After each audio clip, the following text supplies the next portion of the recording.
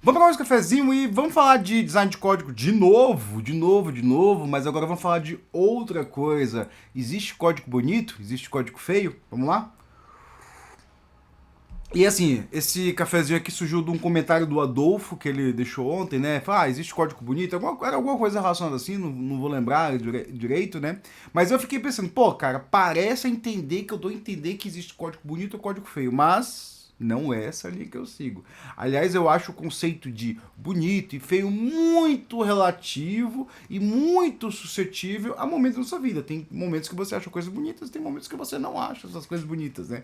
Estética é uma coisa muito subjetiva mesmo. E isso é um conceito estético, né? Então, assim, já chegando e dando a resposta de vez, eu não acho que existe código bonito e código feio. Existe código compreensível e código ilegível. É a mesma coisa que você estar olhando para a letra de alguém. Tipo, existe letra bonita e letra feia? Sim, até existe, né? Mas tem letra que é legível e tem letra que é ilegível, né? E o que torna um código ilegível, né? Aquele código que você vai xingar o coleguinha e falar assim, eu não tô entendendo porra nenhuma dessa merda, né? É a complexidade. Para isso eu quero falar do. Eu acho que é o primeiro capítulo, né? Desse livrinho chamado A Natureza da Complexidade. Sim, a complexidade também é um conceito subjetivo, né? Assim como tudo é um conceito subjetivo, né? E aí, assim, pra gente não ficar indo naquele rumo que eu falei, que de inventar regrinhas, né? A gente tem que ir para um outro rumo, de assim, olha, saber quando identificar uma complexidade, saber quando o identificar a complexidade. E eu até achei engraçado que eu peguei esse livro para dar uma olhada agora, né? E eu tinha pegado ontem um outro texto que eu tinha escrito há muito tempo, né, sobre Solid, que eu falo assim, que nesse texto eu falo que um dos poucos textos interessantes aquele indivíduo lá, o Robert C. Martin, né, um dos poucos textos que eu acho dele interessante é o texto que ele cunha esse termo Solid, né, mas eu não acho esse termo interessante pelas 5 letrinhas, eu acho esse texto interessante pelo que tem antes, que tem uma similaridade com o que tem aqui, que é o quê? Os sintomas, né? Pra gente conseguir identificar uma coisa ali, você tem que ter uma série de sintomas. Você fala assim, ó, cara, quando você vê isso, pode ser que tenha isso, né? Que assim, também isso é o que a gente chama de cold smell, às vezes. Fala, isso é um cold smell, né? Quando a gente olha ali o cold smell, né? Cold smell é basicamente sintomas, né? Então, quais são os sintomas ali Deixa eu até pegar, abrir o post de blog aqui que eu falei, né? Que aí eu vou também falar do post desse carinha aí, né? Deixa eu ver aqui. Mas quais são os sintomas da complexidade? Quando é que a gente pega e olha e fala assim, cara, isso aqui tá complexo, isso aqui eu preciso mexer. Ou a gente fala assim, não, isso aqui tá bom, né? O John Osterhout, ele coloca que assim, 3 principais sintomas da complexidade. E eu acho esses sintomas muito bons, né? O primeiro é a carga cognitiva. Quando você olha pro código e fala assim, eu não tô entendendo. E a carga cognitiva também é subjetiva. Esses sintomas, eles são subjetivos. Vamos pensar assim, no caso, tipo, ó, eu manjo Boolean, quer dizer, eu manjo de Clojure. Eu não programo em Clojure, né? Eu programo, deixa eu só abrir aqui, Solid.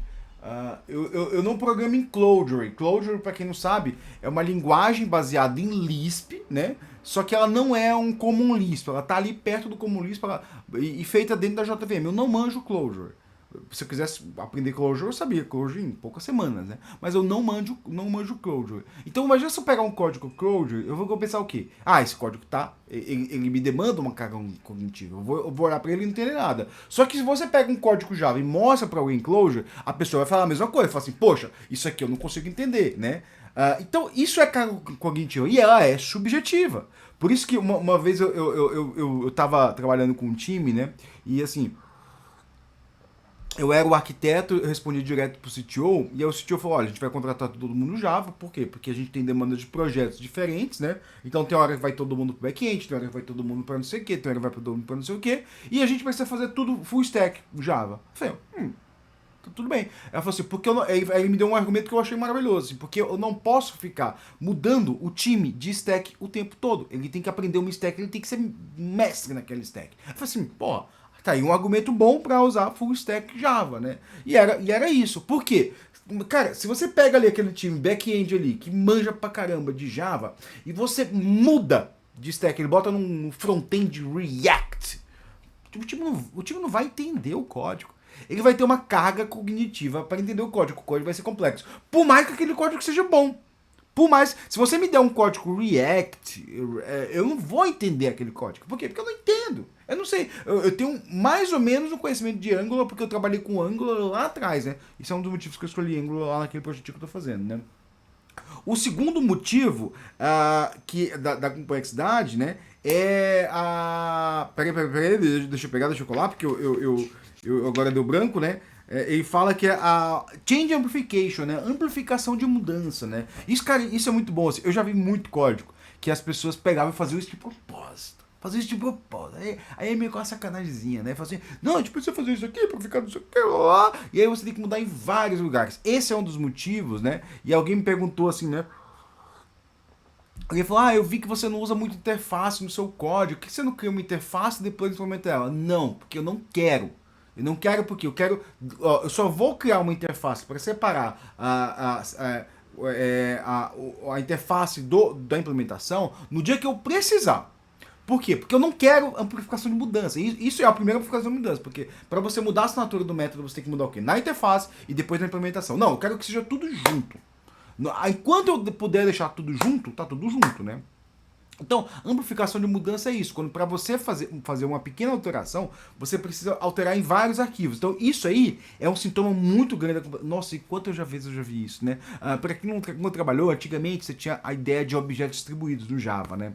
E assim, tinha até um sentido, assim, em algumas coisas. Mas objetos distribuídos, assim, aliás, minha orientadora até puxou minha orelha aqui, se eu falar alguma coisa errada, que ela falou sobre RMI pra gente quando eu fiz sistemas distribuídos com ela, né? Java RMI é objetos distribuídos. Então você tem um servidor ali, né? Um broker de objetos, né? E você conecta com ele e vai pedindo os objetos. Isso aí foi desenvolvido para ser usado em sistemas distribuídos. Mas depois isso meio que caiu em desuso, distribuídos, e continuou distribuídos como entre aplicações, né? Então, como é que isso funcionava? Você tinha ali um jar você tinha um jar de interfaces, né? E aí você pedia para o container, e aí quem não sabe o conceito de container, né? Eu não estou falando do container Docker, eu estou falando do container Java EE, né? Como você tem, por exemplo, você tem uma aplicação rodando num container Java EE, você tem uma aplicação, um processo, né? E você vai deployando suas aplicações lá, né? E aí o que acontecia? Você tinha um deployment aqui, que esse deployment usava muitas vezes implementações de outros, mas ele tinha que compartilhar o jar de interface. Ele pedia para o container, olha, me dá a implementação desse cara. Então, eu lembro dessa época que eu já peguei muitos projetos assim, né? Você tinha que alterar, se você tinha que alterar uma implementação, você tinha que ir lá alterar uma interface que estava em outro projeto, depois identificar quem quebrava ali, quem implementava essa interface, e alterava todo mundo, e aí depois você usava e você alterava a versão de todo mundo, fazendo depender. Cara, isso era amplificação de mudança, que para você alterar um negócio simples, você tinha que alterar mais de um lugar. Isso era muito difícil. E aí isso torna o quê? Código complexo, né? Isso torna o código complexo. Fazer amplificação de mudança torna o código complexo. Teve uma vez que no primeiro projeto que eu trabalhei, né? Tinha um rapaz assim que é muito proativo, né? Mas muito enrolão também, né? E aí eu lembro que ele tinha os motivos pra ser enrolão dele, né? Tipo, era um cara que ele queria crescer muito rápido e cresceu, né? Só que ele era miguelento pra caramba, né? Ele falava isso, ele falava. Tipo, ele era miguelento pra caramba, né? E aí eu lembro que ele propôs uma funcionalidade de login, cara, de login, que era uma coisa assim. Eu lembro que quando ele se demitiu, minha chefe falou assim: a gente precisa disso? Eu falei: não. O que você vai fazer agora? Eu vou apagar tudo.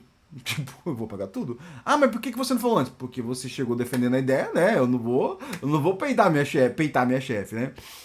E aí ele criou uma funcionalidade de log que para você botar uma linha de log, você tinha que alterar 3 e 4 lugares. Tinha que alterar 2 arquivos de código e um arquivo de texto. Tipo, era um negócio assim que eu lembro que era. Cara, você falou assim, puta, eu não vou pôr lá. Aí a gente não põe log, né? Tipo, vai ficar sem log mesmo essa merda aí, né?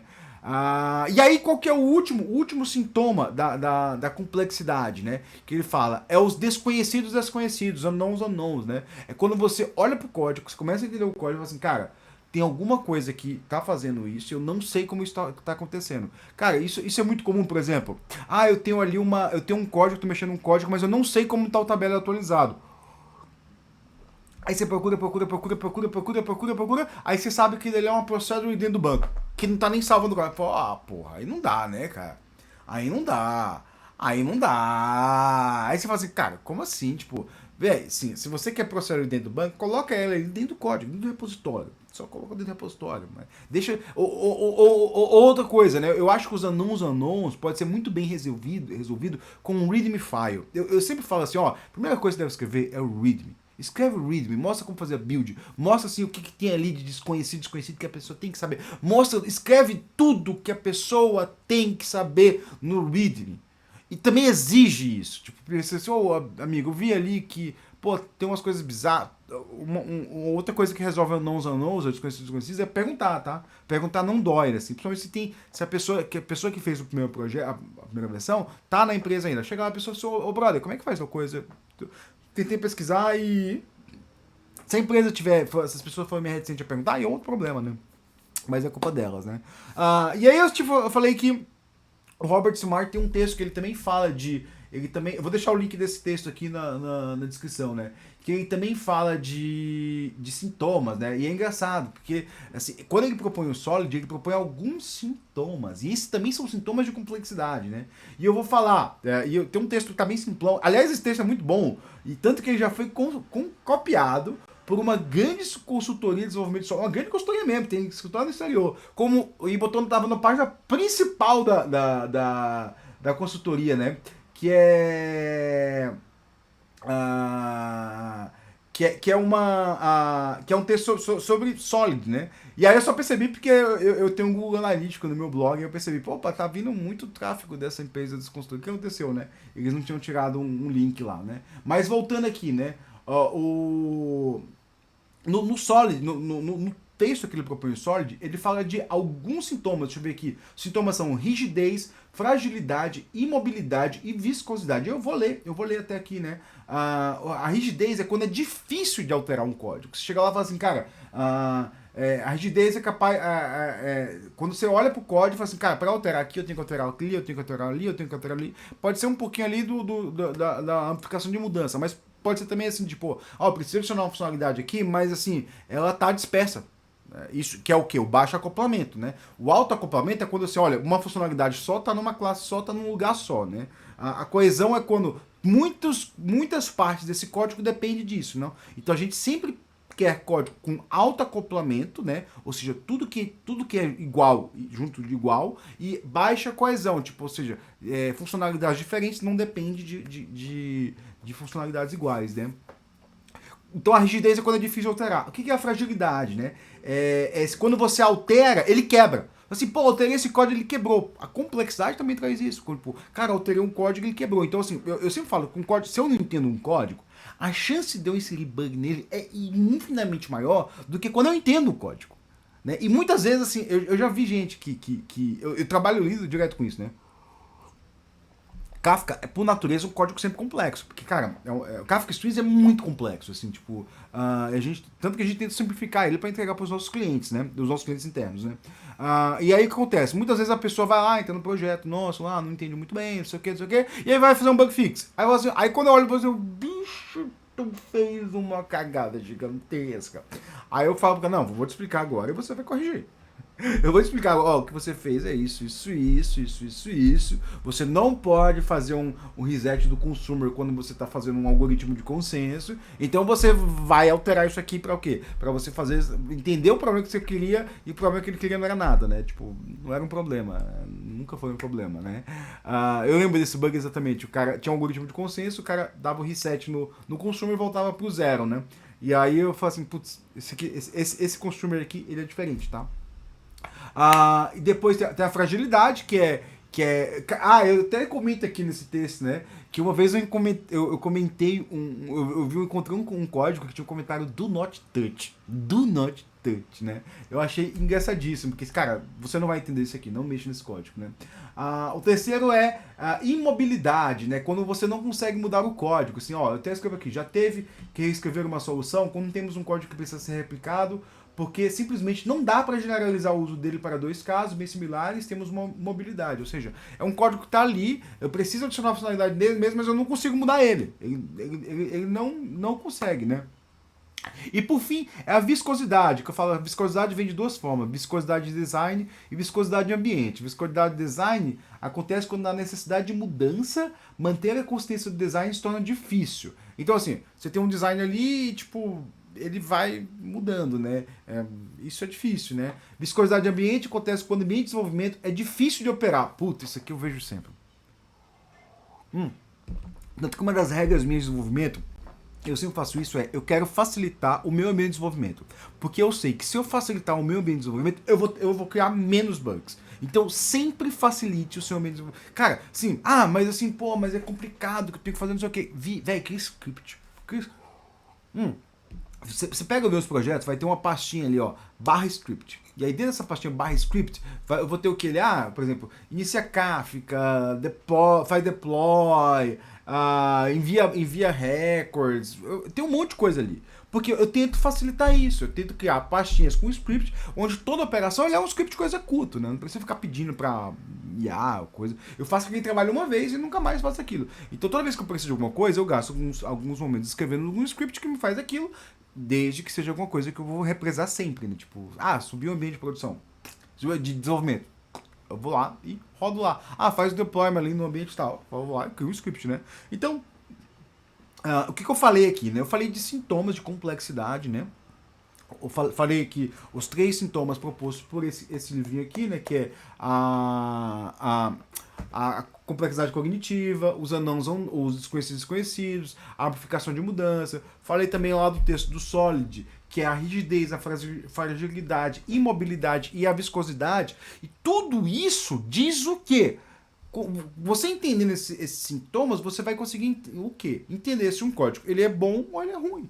Entender se você tá, cara, eu preciso reduzir. E assim, o que eu te digo? Assim, beleza, você vai encontrar um monte de sintomas, você não vai se desesperar. Você vai saber assim, olha, como é que eu consigo reduzir a amplificação de mudança com esse código? Seja, sei lá, você tem que identificar primeiro o problema. O grande problema, assim, não existe. O grande problema de design de código é que não existem soluções prontas. Existem sintomas só, né? Por isso que a gente tem muito code smell, a gente tem um monte de coisas que a gente faz. Pra quê? Pra gente conseguir identificar código ruim. Agora o código bom, cada um faz o seu, né? Cada um, né? E é isso aí, pessoal. Meu cafezinho foi esse. Eu espero ter te ajudado em alguma coisa. Então dá o like, compartilha. Muito obrigado. A semana, eu acho que acabou por aqui. Não vai ter live hoje, né? Eu sempre faço live. Tô fazendo umas lives diárias aí, na verdade. Se não me engano, vai ser ou segunda, quarta, talvez terça, talvez quinta. No máximo 3 por semana, que é o que eu consigo fazer, né? Então, muito obrigado, dá o like, compartilha, joga naquele grupinho de zap. E eu espero que, se quiser, comenta também. Comenta e deixa ideias para outros cafezinhos. Valeu, obrigado e bom dia, boa tarde, sei lá.